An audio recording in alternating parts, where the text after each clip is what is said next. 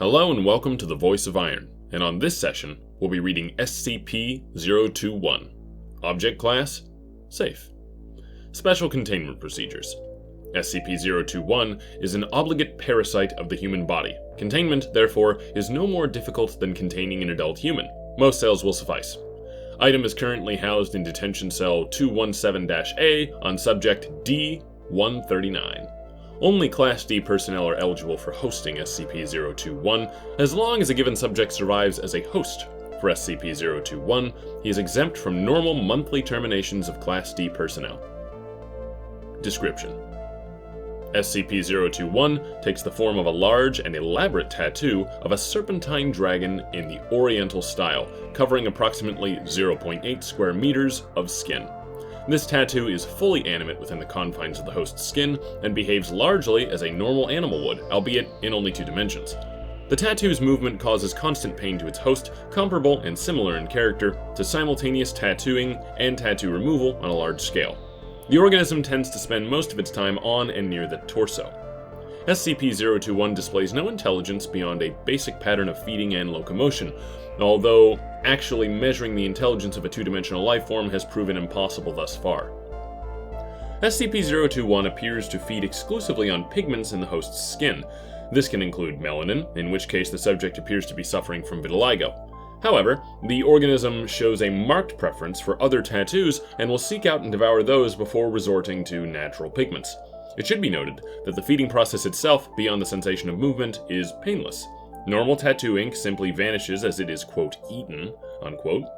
The organism maintains a constant size and no excretions have been observed. The organism is capable of clearing over 0.6 square meters of skin per hour. One may feed SCP-0.21 by quickly tattooing fruits or small animals onto the host. SCP-021 can be transferred between hosts by various forms of physical contact, with differing rates of success. In the case of successful transfer, the organism simply swims from one person to the other. Sexual intercourse appears to be the most reliable method of the transfer, with a 93% rate of transmission. However, due to the severe pain involved, this is less than ideal. Contact between 2 open wounds is generally preferable. Transfer is more complicated in deceased subjects, though not unreasonably so. The organism suffers no ill effects from the death of its host, and continues to consume pigments. Transmission between species is unknown. Previous tests suggest it to be either impossible or exceedingly rare. SCP-021 does confer some benefits to its host. The tattoo has been proven to accelerate the release and reuptake of epinephrine, and decrease lactic acid buildup, providing boosts of strength, confidence, and pain tolerance in stressful situations, and reducing the usual after effects of weakness and fatigue. In addition, the tattoo seems to have some beneficial effect on the host's immune system. Aggression profiles in hosts are generally higher than average, though whether this is a direct result of the tattoo or simply a reaction to the constant pain remains to be seen. The symbiotic relationship is usually limited by how long the host can tolerate such pain in everyday life. This has culminated in suicide in a number of victims. In rare cases, hosts have also fallen victim to fatal skin infections. SCP-021's origins and nature are a mystery.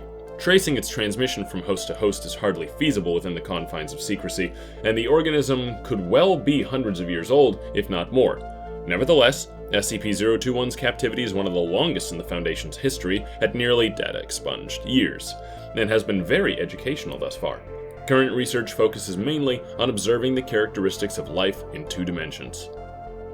That concludes today's reading, and thank you for listening to my voice.